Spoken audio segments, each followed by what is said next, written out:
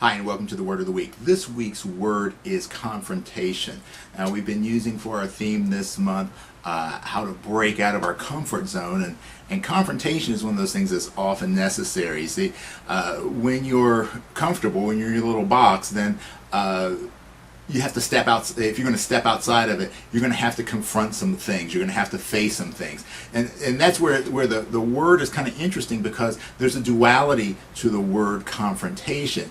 Now, almost automatically, we're going to go towards the negative definition of confrontation, which is conflict.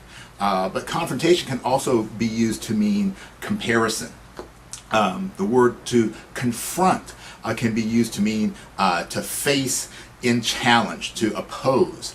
It can also mean to meet or to cause to meet face to face, which has more of a neutral connotation as opposed to face in opposition, which already sets it up as it's my way or your way. So when we confront things, and what are some of the things we need to confront in order for our lives to grow? Well, the most common one is to confront our fears, and that's been a big part of my martial arts training. It's all been about it's been about confronting fears and anxieties and feelings of lack of feeling of self-worth. So that happened at the very beginning of my training. For those of you who've heard my story before, right? I had to learn martial arts because I was getting picked on a lot, and I didn't have any self-esteem at that point. And it was through the process of martial arts, actually after just one lesson, that I learned the importance of self-esteem. Now later in life, even though I'd gotten away from martial arts, it came back. That same lesson came back to me, and I was having a lot of performance anxiety, which is very difficult for somebody who was studying music at the time.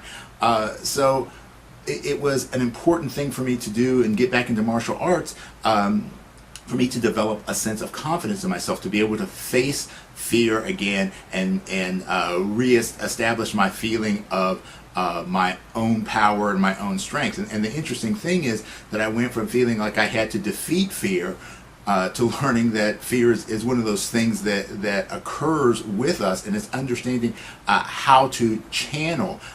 So if I were to give into fear, then I'm losing. If I use that desire or that need to excel because I didn't want to fail, I use that nervousness, I use that anxiousness to increase my energy, not to decrease my energy. So it's by facing your fears, understanding what's holding you back, that allows you then to move forward.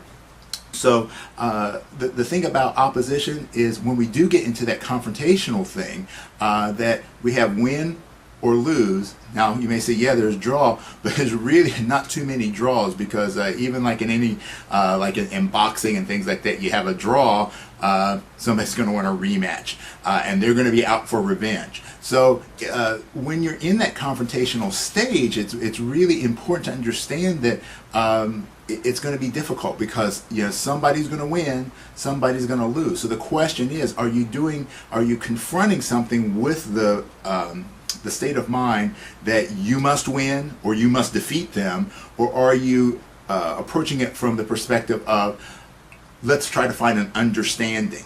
All right, so meeting face to face and coming to an understanding and an acceptance is different than I must crush you. And unfortunately for most of us, when we think about that term of confrontation, that's where we go. Are there times when that's necessary? Absolutely. As a martial artist, I understand that 100%, which is one of the reasons why, for me, sometimes I don't like confrontation. I avoid it as much as possible, because I know that when I get into that mindset, when I get into that point where I'm backed against a wall, that I am going to come out. I'm going to come out swinging, and I'm going to come out to win. I'm not going to come out just to win. I'm going to come out to completely destroy that which is in front of me. So that's why it's really important to understand that you can use the idea of confrontation in a positive light. It does not have to be in a negative light. So I want to end with actually a little reading from the Tao Te Ching, which is really interesting, because this is one of my favorite little verses, and it does have a lot to do with how we deal with confrontation, not when we're initiating it, but when we are facing it. And it says, "He who knows how to live can walk abroad without fear of rhinoceroses or tigers.